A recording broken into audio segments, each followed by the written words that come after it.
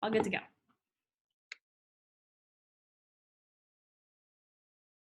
Okay, cool. All right. Good evening, everyone. My name is Mia Ewan. My pronouns are she, her, hers, and I am a third year urban studies major with a minor in art history. I am here today aspiring to uphold the position of being past president for the 2020-2021 academic year. As we currently battle through the obstacles that COVID-19 has thrown upon us, PASS has been thriving with the transition to online Wednesday meetings and currently reestablishing our Olympia fundraisers thanks to our board members. If we are unable to resume meetings in the Dr. White Room this upcoming fall quarter, I believe that the continuation of finding ideas for engaging meetings will be beneficial for the organization. Depending on the ways ASUCI has to showcase the clubs on campus during Welcome Week, it will be crucial to work together with our sister organizations and find ways to promote each other. Encouraging past alumni to come out can be helpful, especially in early fall when they can be able to connect with new members and share their experiences. In the anticipation of graduating seniors, this is approximately about more than 25 within the roster. PASS will need to build on the amount of underclassmen in order to be sustainable for the next few years. I like to install more events where all the boards of Alianza can get to know one another. Even with the establishment of Alianza Park Day this year, although we may not have gotten quite a large general member amount, each board member was able to introduce themselves individually and remember one another for more than just their positions. With the discussion of Alianza, I would like to see our president uphold the position as an Alianza affiliate alongside our external vice president and community involvement director and be installed into our constitution. After holding an Alianza affiliate position for 2 years, I believe it is important that our president should be among the first to be informed of important decisions regarding the current events of Alianza and the Cross-Cultural Center. Before the 2019-2020 academic year, we did not have a president in quite a few years. I admire our current president's efforts to establish a foundation in which future past boards can grow and learn from. With that being said, I would like to add on the shadow program to the president's duties while working with the internal vice president to create balanced shadow and intern programs. It would also be important to review the Constitution and take into consideration that some of the duties between president and IVP can be interchanged, while also allowing flexibility for our future board members to discuss and delegate. One takeaway that I have from our current COVID-19 situation is that our board meetings can still be stimulating online. And I like to continue using Zoom for our regular board meetings throughout the year, with the exception of a couple of in-person board meetings each quarter. I believe that this will improve the flexibility for board members and interns to attend, with the idea that these board meetings can be held at maybe an earlier time. I like to replace the in-person meetings with a few bonding, teamwork, and/or work party sessions. There will be in-person board meetings for needed major events, and the idea of establishing a quarterly meeting specifically for reflecting our progress, let's say it could be called Reflections Day. Some of the components that the board members will review is our general member attendance and taking an overall glance at our highs and lows of each event. Each meeting coordinator would be able to compile a list of tips for future coordinators to view. At the end of the year, boards should be able to identify some hiccups and provide solutions for future boards. Through the past couple of years, past boards have grown in size, which gave a lot of room for new programs and events to be established. In the potential event that next year's board may be downsized, it is important that we plan in the summer and evaluate our timeframe in order to decrease the amount of stress and avoid clustering our workload in dense sections of time. President should be able to coordinate one-on-ones during the summer with each board member to discuss their major events, programs, etc., and share thoughts about them. It would be beneficial if each board member and the president can form an outline of their potential events and discuss things such as highlighting deadlines, brainstorming the type of support needed to achieve their goals, and budgeting. Overall, I think this would help with board transparency and hopefully increase the amount of support for each board member by everyone being aware of the duties needed to be filled and their deadlines. This leads to my next idea of also forming a budget proposal in the summer. This will include a list of annual events for PASS while leaving room for new events. We would consider the estimated funding of events from the previous years to give us a baseline. From there, we would evaluate our current funds and create a proposal for distributing it and how we can pinpoint the purpose of our future fundraisers. This would also help set aside funds for flexibility and in hopes to reward our members.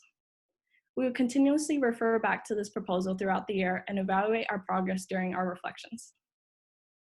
These are the few of the many ideas I have for PASS, and I'd love to hear from everyone throughout the year about what they'd like to see in the future years for PASS. Forming a great group takes more than just its members.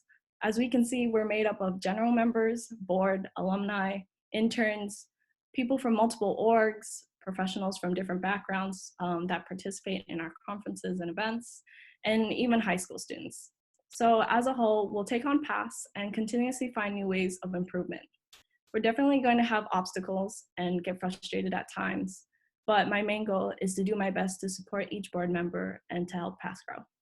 Thank you for your time. What are your expectations for board? How will you implement these expectations throughout the year?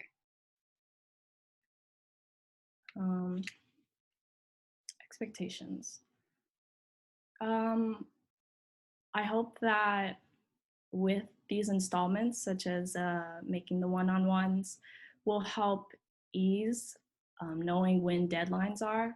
And of course, you know, even in the summer, we could be planning, but a lot of things can change, which is good, and why we're going to take it, you know, quarter by quarter and even break it down more. So I believe that, you know, as long as we're going through each month together, I think expectations can be met in a sense of those deadlines.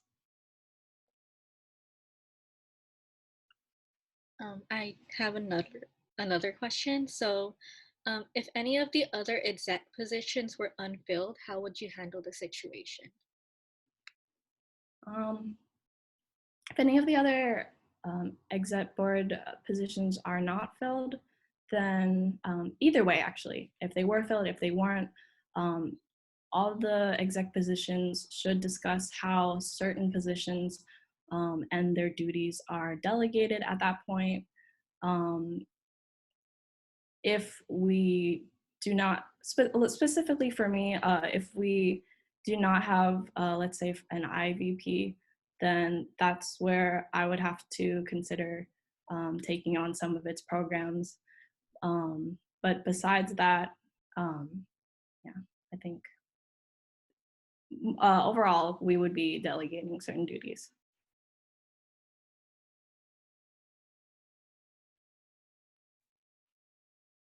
Um, what do you think will be your biggest challenge? How will you overcome it? Um, in my platform, I have stated a lot of ideas, and at the end, I also said that these are a few of the many ideas, because I do take a lot of time to think about new ideas like every day. But I do believe that, you know, not all of my ideas, of course, may get implemented. It might be because of our current COVID-19 situation, etc. But yeah, I make a lot of ideas, but I'd be okay if, you know, not all of them do turn out, but I'd still be satisfied. So we're going to open up the questions to the chat. So does anyone have any questions?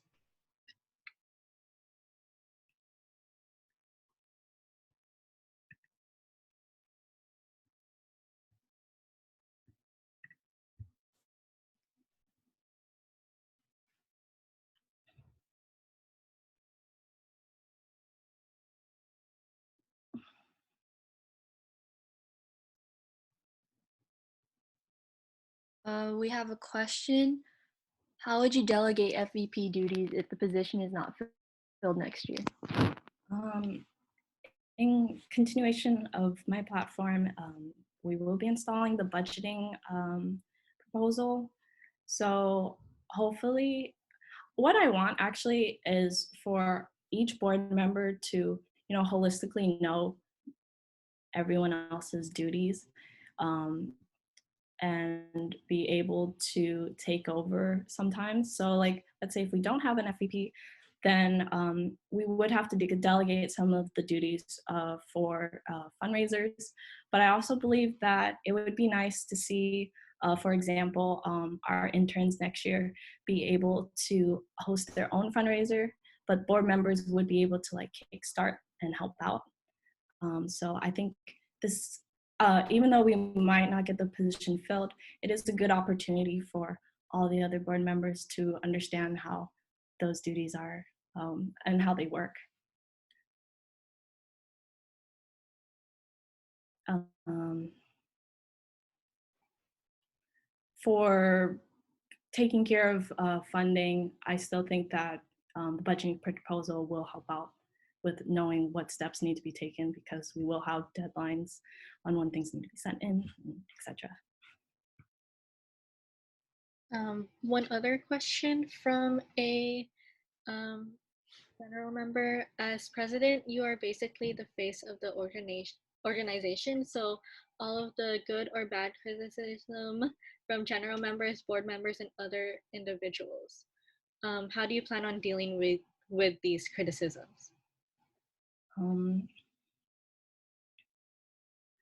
I think whether or not, um, everyone has their criticisms, each board member, you know, you can't do your job perfectly. And I believe that, not more likely criticisms, but if there is comments, I would totally love for people to discuss them with me up front. And if anyone does have any suggestions, I always like suggestions. So it's kind of like there's always more room to improve. And I would also discuss that with my board if it does come to that too. Like, yeah, I would of course want to improve in what I'm doing, and I'm not going to, you know, take it as a dig or anything. So yeah, and that's not going to like keep me down from continuing on what I need to do. Thank you, Mia. So we have one more question for you before we move on to the next caucus. This question is, how do you plan on effectively keeping people accountable for their own responsibilities and projects?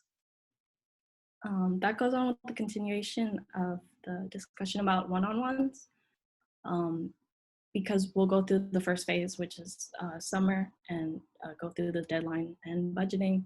And then I will be continuing on doing one-on-ones throughout each quarter, whether it's online or in person.